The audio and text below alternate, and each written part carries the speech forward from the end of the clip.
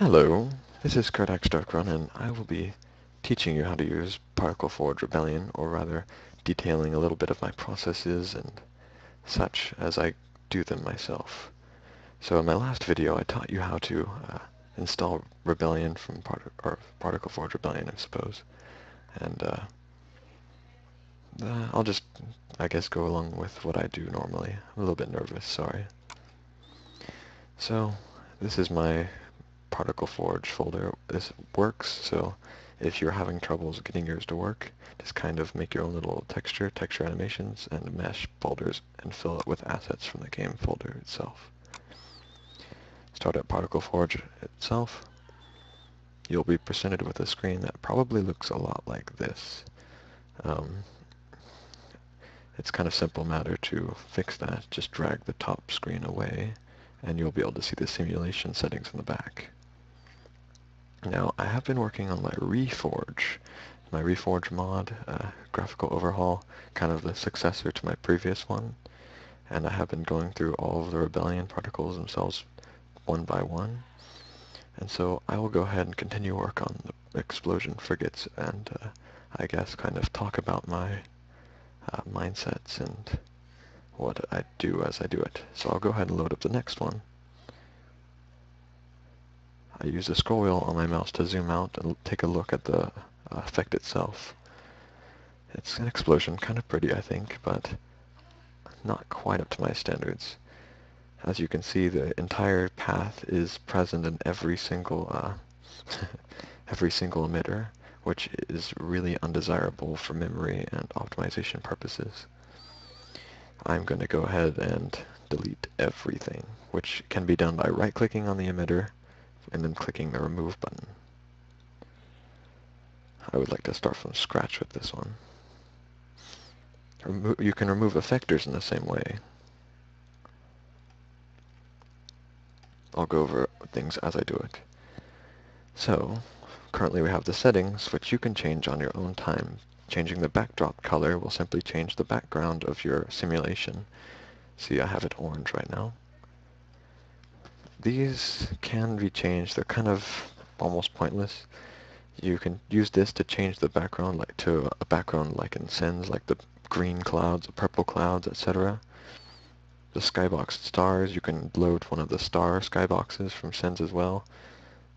I think I removed those from my Particle Forge mesh folder because they take up unnecessary space, but if you like those cosmetics in your Particle Forge, the option is there. The axis is in the middle. I personally really like to keep this set on so I can have a good idea of how the effect is aligned. The stats are just like the frame rate, which is unfortunately very, very tiny. I'm not entirely sure how to resize that. I think it's in the actual folder itself in local temporary or something like that in your user settings. The world axis is just another overlay for the controller axis.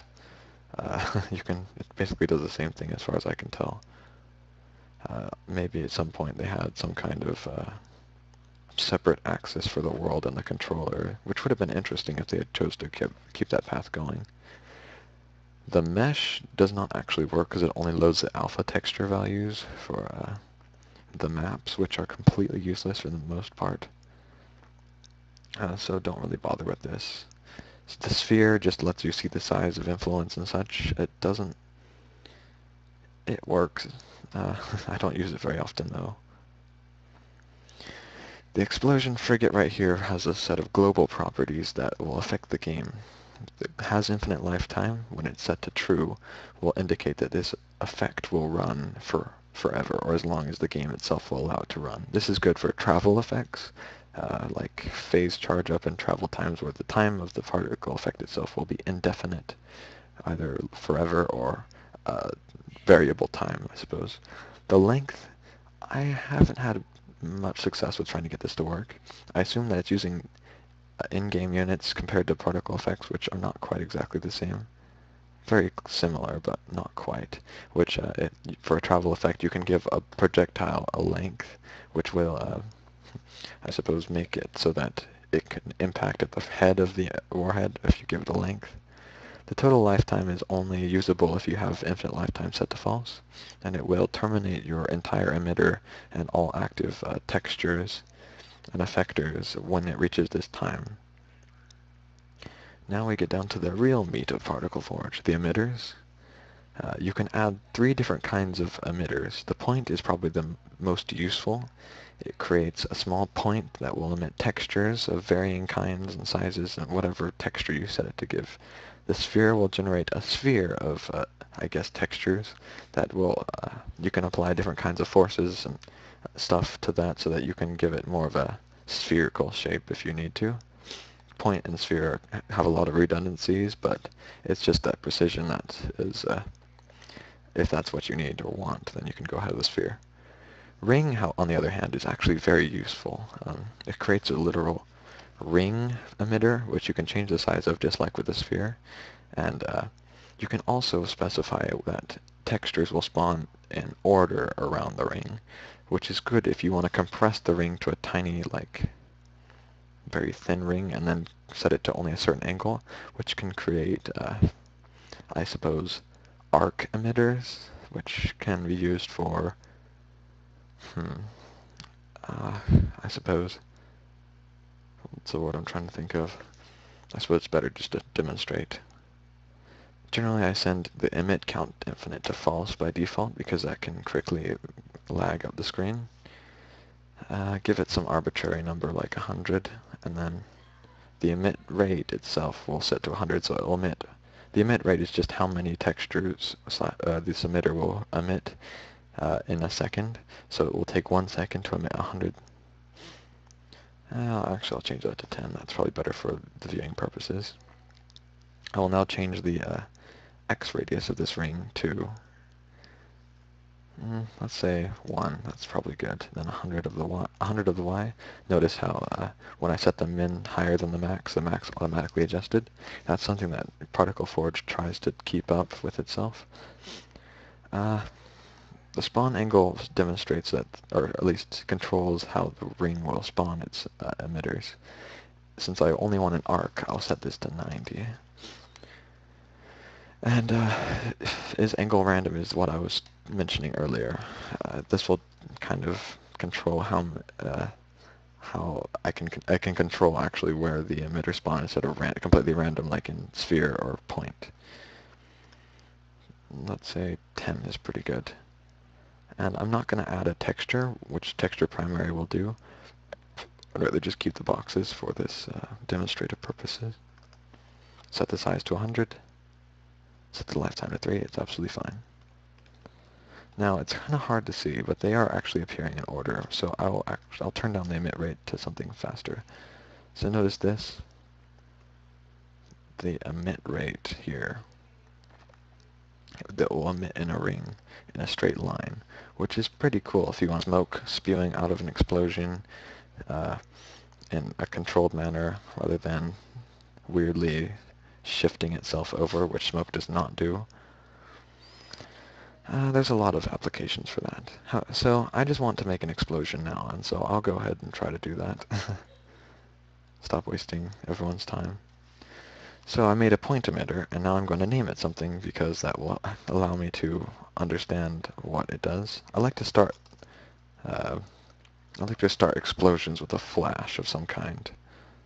Also, explosions, I do use the explosion data to try to figure out which one's which and see when the mesh is invisible so I can time my explosion accordingly.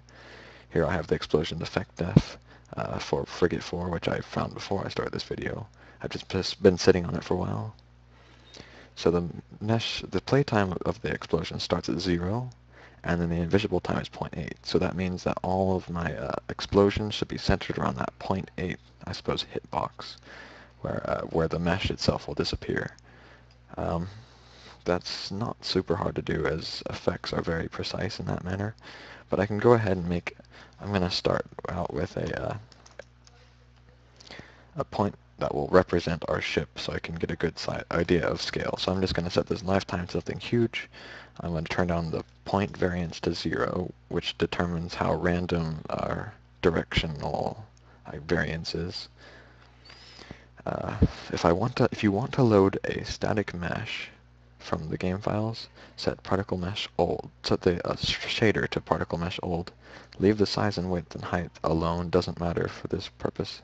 Then go to file name, find your particle forge mesh folder, and then select the mesh that you would like to load. I think it would be a good idea to load the TEC Kodiak so that it would go under the name of Tech Heavy. Open that, and voila, we have it aligned to our world axis automatically on the center point. It's a wonderful thing. Now, obviously, I changed my mind halfway through, so I'm just going to rename this to Mesh 1. Let's see. Now, Mesh 1, if I wanted to, since I have it at 3000, it will currently stay for the entire duration of the effect. But for realistic purposes, I'm going to set the lifetime to 0.8. And so it will actually disappear when the ship would disappear in an explosion. Now, the Kodiak is a very large ship, and as such, the explosion doesn't necessarily have to be quite as large as the Kodiak itself, as most other ships that you'll be seeing the explosion on will be smaller. But I think it would be a good idea just to kind of encompass the whole Kodiak itself. Flash 1. I'm going to go ahead and grab a texture from my particle forge thing. I have quite a few that I've made custom. I have each of them starting out with letter 3 A's, so I can quickly and easily access them from my texture folder. They're always going to be the top, see? But good flash is actually a stock texture known as brightcenter.tga, and that starts with a B. Sorry.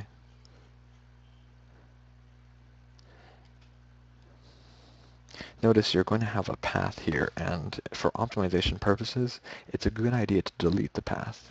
Make sure the name is intact, but the path itself is not really necessary at all. And Particle Forge and the game, both the Particle Forge and the game load textures into a custom dictionary, as far as I can tell, and which is standard operating procedure for most games, as far as I can tell. But you don't need the path in any way, and the game just ignores it.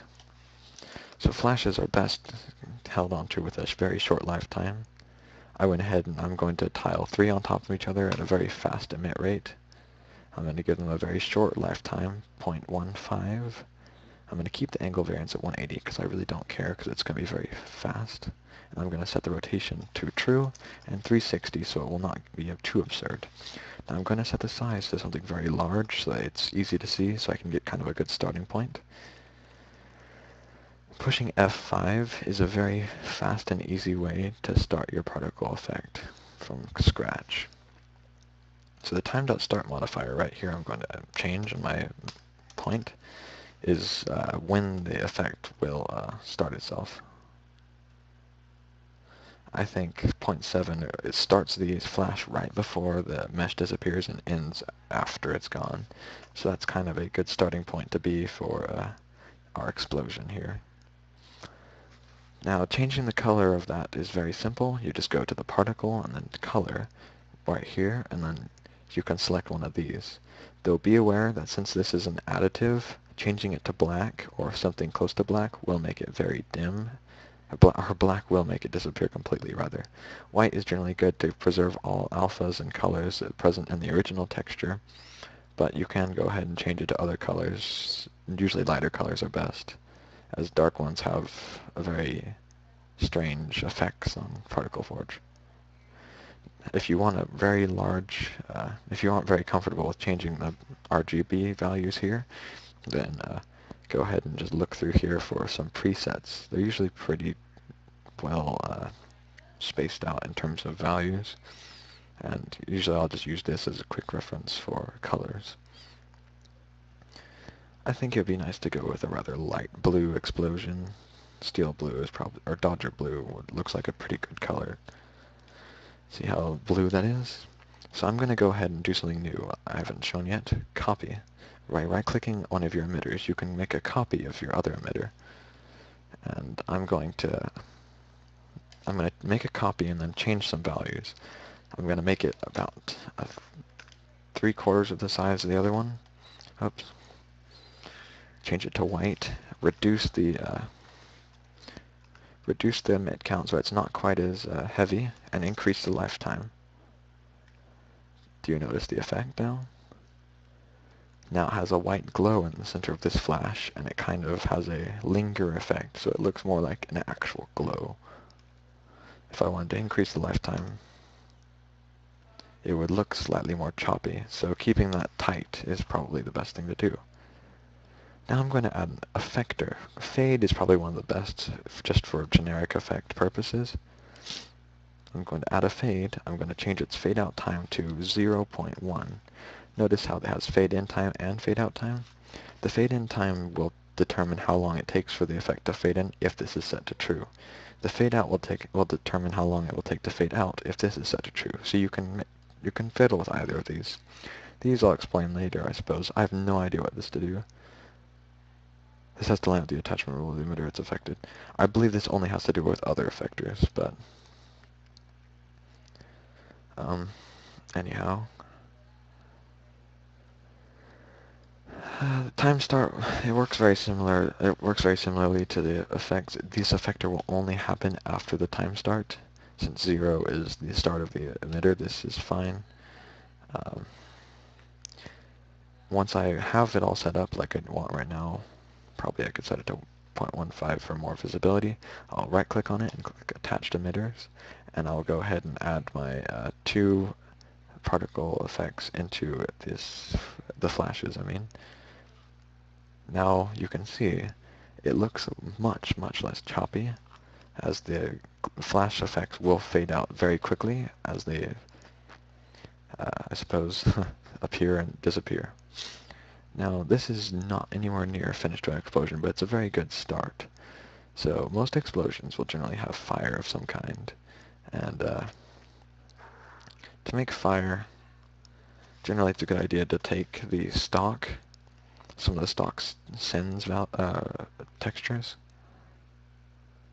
I'd say that either A-explosion core or anything that starts with Atmo cloud. Atmo clouds are pretty good as well. Trial and error is probably the best way to find what you want. Though, what I think are probably the best are the explosion.dds files. Note these are all stock, so they come with Rebellion and sends by default.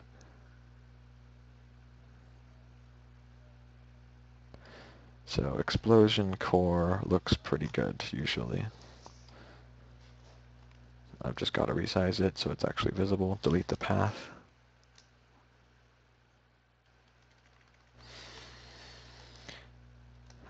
Let's see, 150,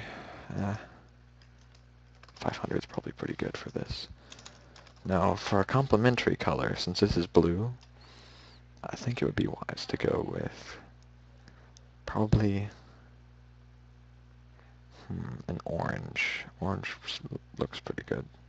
Just straight up orange can work for me. Give it a 1 second lifetime. Give it a rotation value. This is just determines how the effects. Give it a start of 0.9, so after the explosions have already happened. Earlier than that's probably pretty good. I'm going to want more of these, so I'm just going to hit 25. Give it 100. 25 is too much. 15. I'm going to add a new fade effector for this. Fire. Now, this is the speed linear. It's a value that will determine how fast the texture will move along its chosen axis value. Since this is a point, every single texture will have an individual random angle variance. And so as I turn this up, you can randomize it in between two different values, which is pretty good practice, because then your effect won't look too crazy. Now this doesn't look very good, but it's a good demonstration of how the speed linear works. I'm going to turn that down, way down, 15 to 150. This looks better. I still think that The saturation of that is a little high, so I'll turn it down to 7.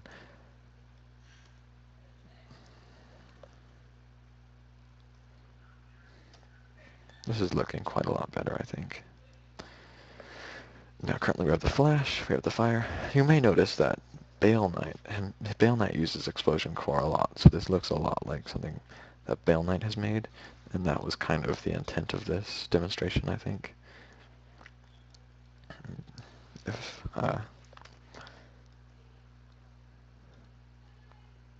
to show that Bale Knight's effects are rather really kind of simplistic, but look really good. Bale Knight's effects usually also have a fire core, which that's what I'll call it for this video. Just one, and it will use another stock, the exhaust core, or exhaust large internal, I suppose. One of these two, and they're pretty much the same. Now the smalls are different. Those are used for fighter exhaust, which they really do look different. So go with large external. I'll give it something like light yellow, which is very, very, very close to white. It's just pretty much the same thing, honestly. I'll give it the same fade as Fire 1. I'll delete the path. And then resize it to something not too large, smaller than the fire, but I want it to be visible. Oops, we're going to retime that. It's a bit bright, so I think I'll make it darker. Yellow, maybe. It's too big, maybe. You can add grayness to something to make it smaller, or dimmer, rather, sorry. That looks quite a lot better in terms of flash. Now, most explosions will generally have sparks or a shockwave coming out, so let's go ahead and add a shockwave.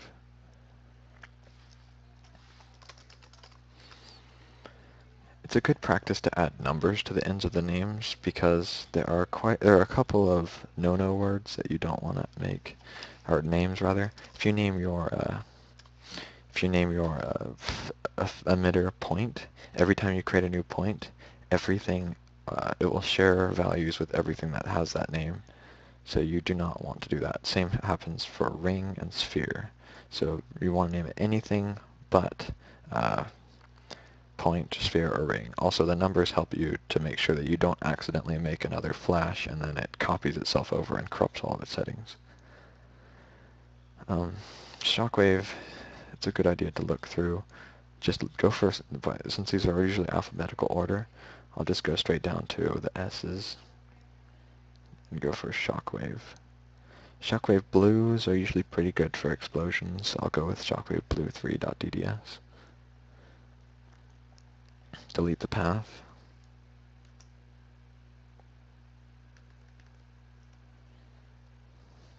Angle variance is fine. Rotation 360. This will want to stay longer than the fire because it's a shockwave after all. And since it's 2, and for consistency purposes, because the 1 second fade out time is very good, we're going to attach shockwave 1 to that. And just make sure that I'm still recording. Yes, I am. Excellent.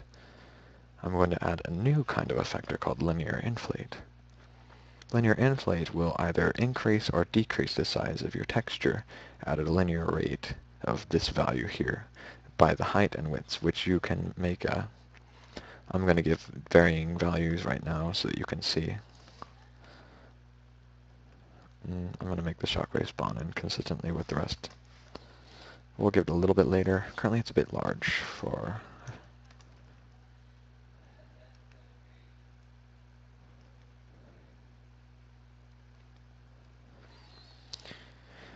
Notice how this is still a flat, but it has an illusion of being a three-dimensional ring because it has a strange... That's not visible at all. Let's go get a new one. Has an illusion of being a three-dimensional object because it's expanding at a non-linear, I suppose, height and width. Or not linear, but non-parallel. The height is, or the width is expanding far more than the width is, or is that right? I don't know. I'll need to go look. I apologize. We'll just go ahead and use white shockwave. White shockwave is another stock. It's very easy to see, very thick. Do you see that? Delete the path every time you do this. Once you get good with this, you can just remember the stock names or names of your other custom textures, which you can just add into the Particle Forge texture folder, and just type them out from memory, because the game doesn't seem to make much of a distinction between DDS and TGA, so it doesn't really matter if you remember that either. Just remember it's one of those two. So to make it look more like Bale Knight's, I'll give it a blue shade, because his explosions usually have that blue shade. I think I'll start this earlier, see how it looks.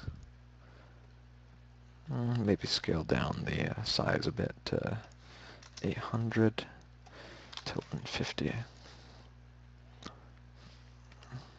Maybe the timing a bit. It's currently at 2 seconds, maybe that's lasting a bit long. So 1.5 sounds good.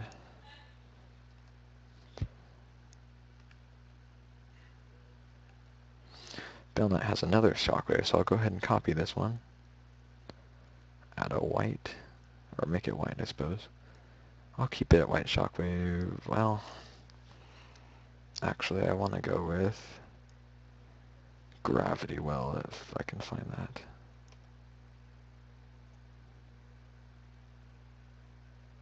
GravityWell.dds. This is actually a very good-looking shockwave, oddly enough. And most people don't exactly recognize it as a gravity well that's used in all planets. This will be actually a very fast shockwave in comparison to the last one, so I'll try to spawn it perfectly on with a shorter lifetime. Maybe I'll give it an orange color.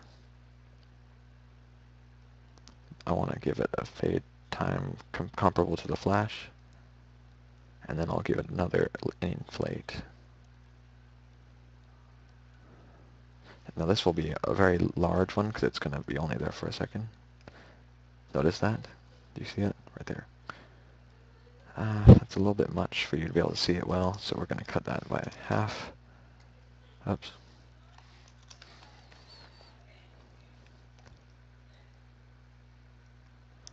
Now we'll cut that by half again. It's visible, that's for sure.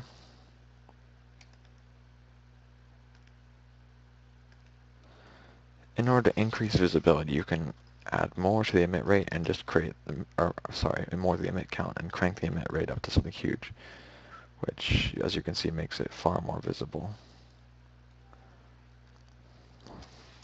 Let's make it last longer. I think I want it to come in earlier, maybe 0.75.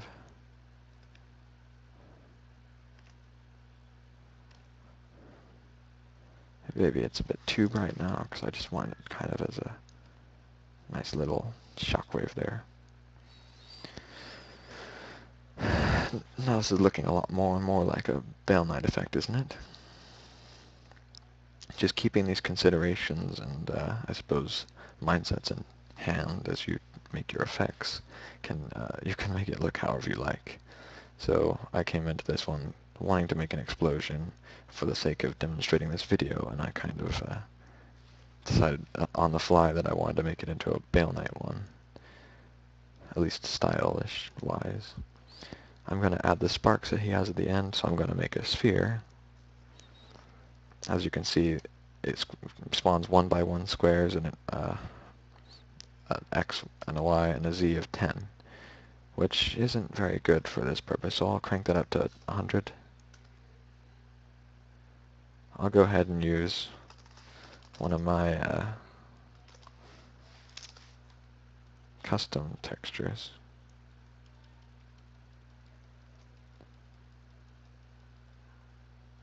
Spark. You generally have to click off the texture or off the texture line before you can delete the path.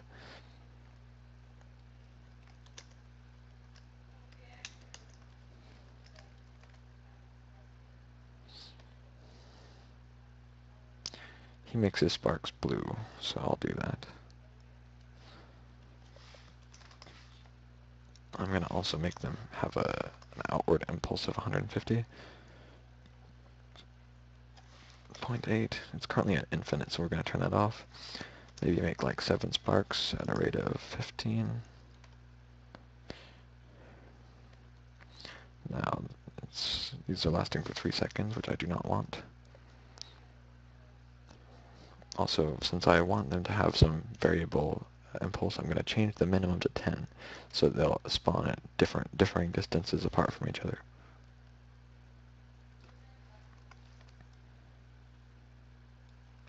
Currently, they don't have a fade attached to them, which I'm going to do with this one. It's a good idea to rename this to sparks. Now, I think it would look good if I made those shrink, because that would indicate that they're losing energy and fading out over time. So I'm going to give them a negative linear inflate. I'd say 150 is probably pretty good. Trial and error is the best way to find out stuff in Particle Forge. That was a bit too fast. It's hard to see. 70 is about half. It's not too important to be precise. Let's try out making them spawn in at 1 instead of 0.8. That actually looks pretty good.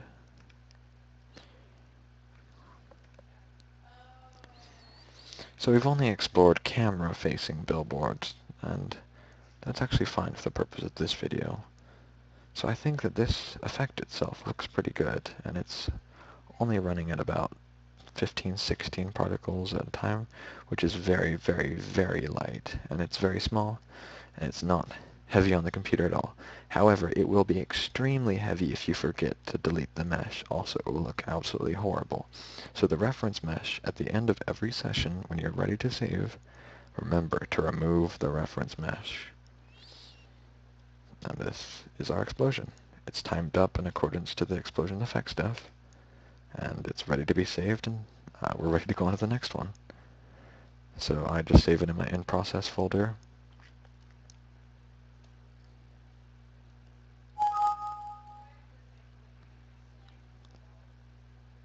Go back to the original particles, find it, delete it. And then I'm ready to go on to the next one. I hope that this video was very informative, and I hope that you didn't have to get past a lot of my, I guess, horrible voice or something. So I hope that you could learn something from this, and I guess see you next time.